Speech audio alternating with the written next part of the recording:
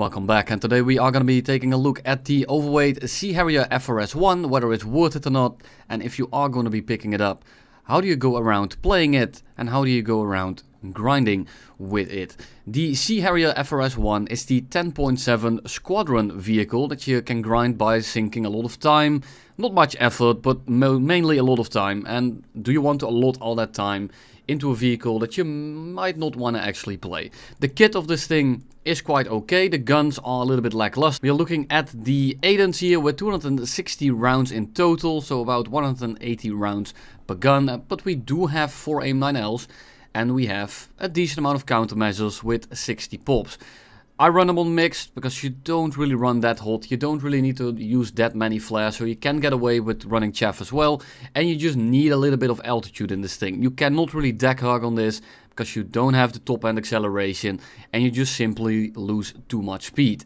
For the weaponry, you do have the rocket ballistic computer, the bomb contact something point, the bomb computer, and we have bombs that I can't call out because it will definitely demonetize me. So all in all, the kit is okay. However, the flight performance of this thing at 10.7 leaves a little bit to be desired. Now you might say, but it's all about the pilot and about the weapons, right? And in a way, yes, sure. The AIM-9Ls are extremely powerful, they are extremely good. The issue is at 10.7, the performance gap most of the time is too big for your missiles to make up. However, if people don't flare, if people don't really look around, you can of course get stuff done.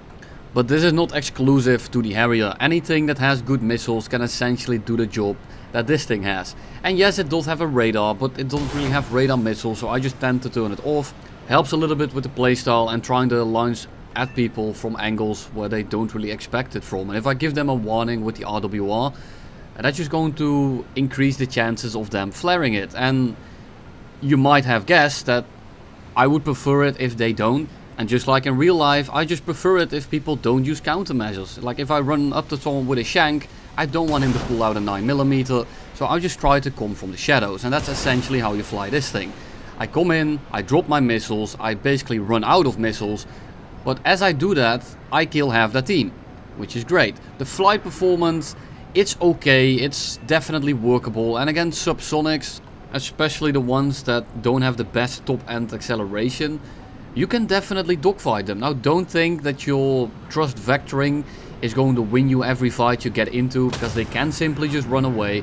If it's a vehicle like the SU-25, they can't really do that because they're simply too hot. And when they try to run away from you, they can't really flare the AIM-9L anymore. But when it comes down to the average plane that you fight, this doesn't apply. You are at 10.7. At least you're not 11.0, so you're not going to get sucked into that top tier matchmaker every game. But the matchmaker is still pretty rough. You are still just a Harrier. And really there is no real way to play this thing. You just have to kind of find gaps in the enemy team. You just have to kind of find ways to come in from the rattiest angle that you can imagine.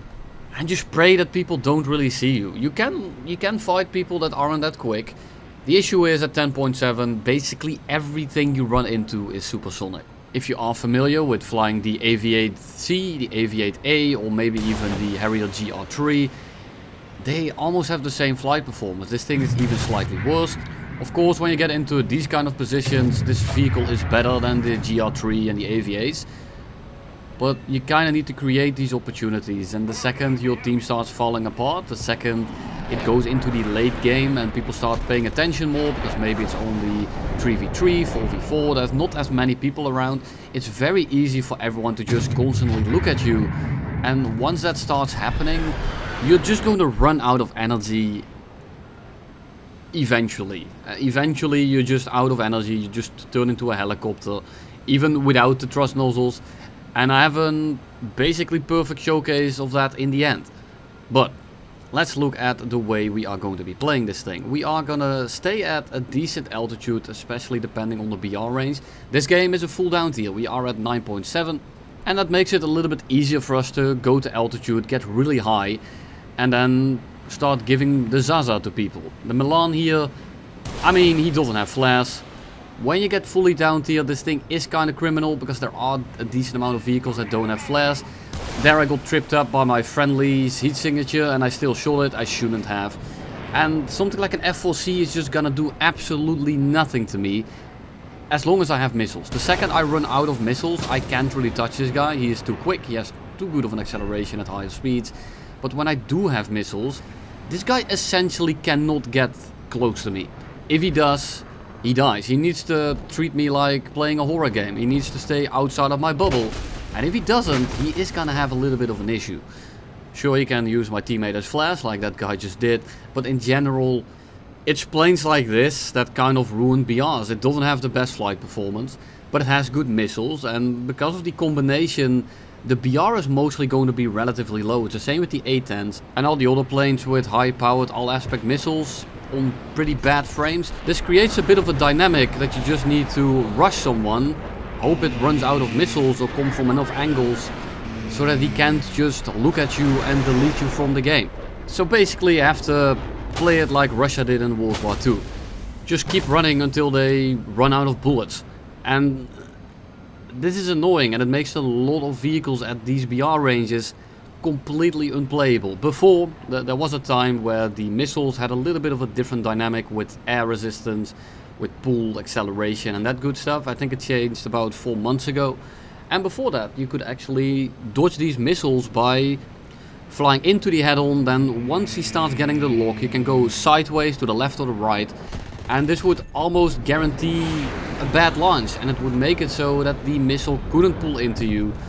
And you are fine. But they changed something with the seeker head. And they changed something with the way missiles pull and have range. And how they lose speed. And now they can lock you from far enough away that the missile can just pull into your little bad launch thing, even if they have a bad launch. You cannot get close to an A-10 anymore with a MiG-19 now by doing this tactic. And you will go Mach 1, you will close super rapidly, you have the afterburner turned off, and it will still handily pull in. You can dodge it here and there. You can of course dodge it by snap rolling, you can of course dodge it by perfectly timing a certain jank. But in general, you are completely defenseless. And what this also does is, it will down tier those vehicles. The MiG-19 is now 9.3 for God knows what reason. Well, we know what reason. It's because it doesn't have flares and it doesn't have missiles, and the average pilot isn't probably going to get that many good results with it. And that's all completely fine, but it all trickles down more and more until the entire game is compressed. And that's my issue with these kinds of planes. But I can talk about this all day. We already know this is an issue. We all know that we want it resolved. That's just how it is. We have to deal with it. So let's look at the gameplay here. This time we actually have a bit of a down tier. It's 10-3, 11-3, if my memory serves me well. And we missile the first F5C because he's too busy looking at the guy that's directly ahead of him. He gets away. We are now good. We save the teammate. And now I want to help my friendly with the guy that's behind him. Unfortunately, MiG-23 comes in and we are going to try to duck him. We are losing speed very rapidly. Try to get over his nose. Turn after him. Try to thrust nozzle a little bit. But he's just going to chase my friendly. And the speed difference here is so massive that even if I line it up properly, he's going to be too far away by the time that I actually get guns on him. And if I turn directly in front of him and try to make him overshoot so that I instantly get a missile lock, he can either loop me, he can just flat turn me, or he can just stall me out. I just lose too much energy, and going very slow in front of someone in a Harrier, especially in a Harrier, I mean it's always a dead sentence, but with a Harrier it makes it even worse because it doesn't turn that particularly well, especially if you're going slow. It just makes it so you have to play this thing in a super particular way. And if the enemy doesn't allow you to play that way, you can't really do anything. You notice that the F104s come head on, neither of them turn after me, which they shouldn't, and this is great because now I can kind of climb a little bit. I can store some energy in my balls, I can try to get some altitude, and then if I start losing it, I can dive a little bit to get it back. The unfortunate reality is, there is too many enemies around, and with a plane like this, unless none of them are looking at you, like I did in my GR7 video where I killed like 4 people in the span of 12 seconds, you can't really do much. F8E comes in, he will outturn us completely, he's gonna turn under us, and I'm gonna try to get some shots off. He's looking at me. I know he's looking at me because he just overshot me. So I'm still gonna try to shoot it.